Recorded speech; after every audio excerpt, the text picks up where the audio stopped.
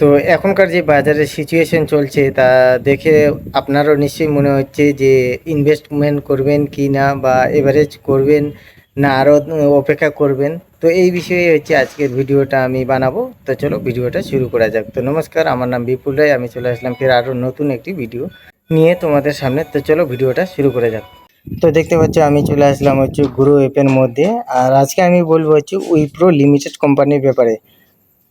তো আজকে দেখতে পাচ্ছ 202 টাকা 51 পয়সা আজকের বাজারে বিক্রি হলো উইপ্রো লিমিটেড স্টক, ঠিক আছে। আর এর 52 উইক লো দেখতে পাচ্ছি 193 টাকা, আর 52 উইক হাই হচ্ছে 279 টাকা। আর মার্কেট ক্যাপ দেখতেই পাচ্ছ 2,11,963 করোড়, মানে লার্জ ক্যাপ কোম্পানি। আর এর পিই রেশিও হচ্ছে 15.90। তো আমরা জানি সবাই যে মোটামুটি হচ্ছে যে কোনো স্টকের পিই রেশিও যদি 20 নিচে থাকে তাহলে একটা ভালো পয়েন্ট মানা হয়, 20 বা 18-19, ঠিক আছে। আর পিবি রেশিও হচ্ছে 2.48। এর মানে হলো আপনি যদি 2 টাকা 48 পয়সা দেন তাহলে কোম্পানি থেকে হচ্ছে 1 টাকা দিবে।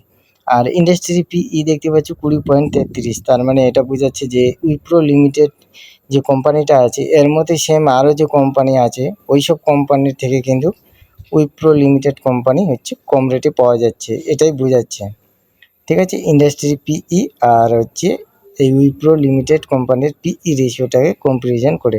আর ডেট টু ইকুইটি দেখতে পাচ্ছি 0.19, মানে নাই বললেই চলে, ঠিক আছে, যেহেতু লার্জ ক্যাপ কোম্পানি।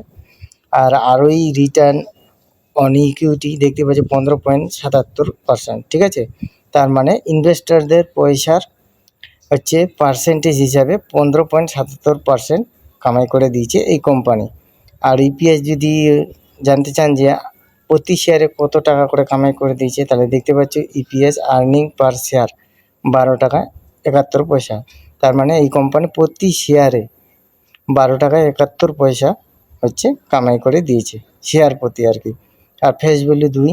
আর রেভিনিউ দেখতে পাচ্ছ, রেভিনিউ মোটামুটি ঠিকই আছে, বাড়তি আছে, কারণ সেপ্টেম্বর 2025-এ ছিল হচ্ছে 23,645 করোড়, আর ডিসেম্বর 2025-এ সেটা বেড়ে 24,561 করোড় হয়ে গেছে।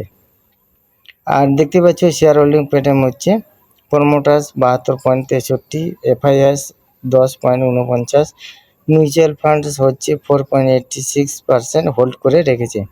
তো এগুলো হচ্ছে লার্জ ক্যাপ কোম্পানি, এগুলো তো মোটামুটি ঠিকই থাকে সব, রেভিনিউ প্রফিট, ঠিক আছে, একটু 19-20 তো হবেই। তো আপনারা কেউ যদি এভারেজ করতে চান এই কোম্পানির স্টক, তাহলে হচ্ছে এই কোম্পানির ব্যাপারে অবশ্যই আগে ভালোভাবে জেনে নেবেন, তারপর যদি আপনার এভারেজ করার মন হয় তাহলে এভারেজ করতে পারবেন, নাহলে অ্যাভয়েড করবেন, ঠিক আছে। তো আজকের ইনফরমেশনটা এতটুকুই, আবার দেখা হবে আরও অন্য একটি ভিডিওতে।